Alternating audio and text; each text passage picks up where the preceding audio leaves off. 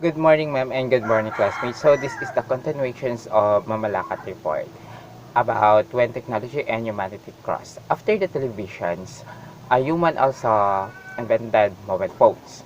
Filipinos love to use their mobile phones in anywhere and anytime.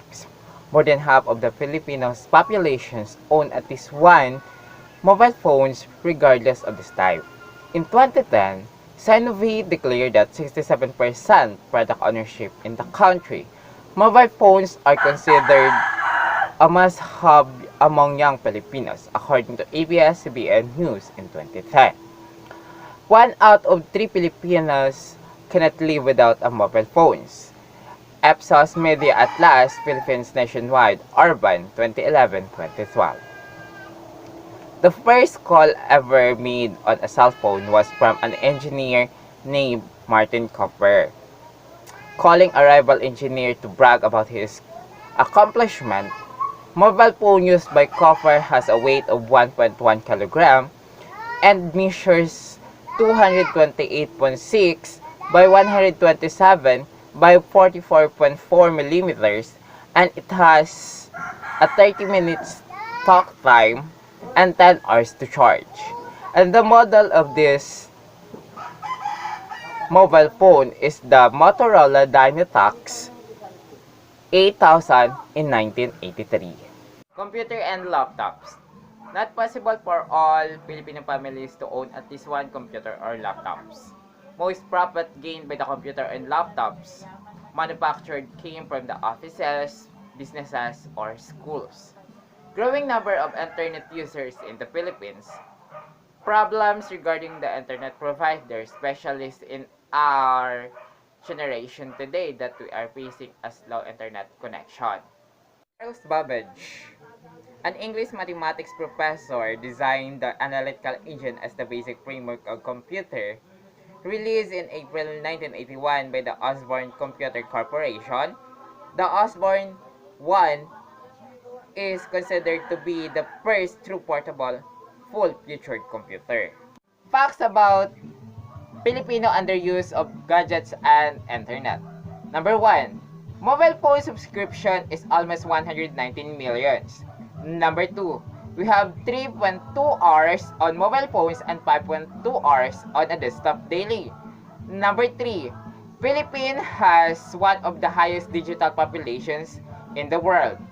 It has 47 million active Facebook accounts and the fastest growing application market in Southeast Asia. Ethical dilemmas of these technologies. Number 1. Most parents would argue that this device makes their children lazy and unhealthy. Number 2. People are freely exposed to different things on televisions, mobile phones, laptops, or computers. Robotics and humanity. Robot is an actuated mechanism programmable in two or more axes with a degree of autonomy, moving with its environment to perform intended tasks. Autonomy is the ability to perform intended tasks based on the current state and a sensing without a human intervention. Service robot.